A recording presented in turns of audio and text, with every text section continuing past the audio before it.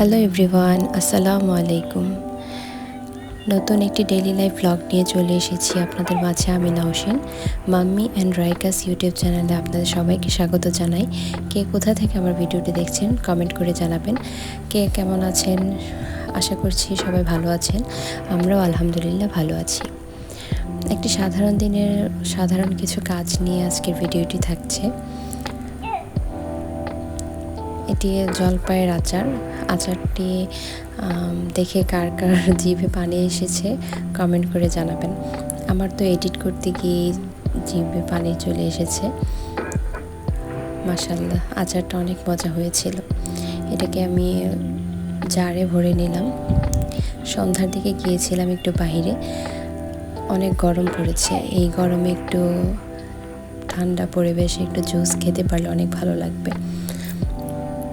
পরিবেশটি অনেক নিরিবিলি ছিল, সেজন্য চলে গিয়েছিলাম এবং আমরা খুব মজাও পেয়েছিলাম।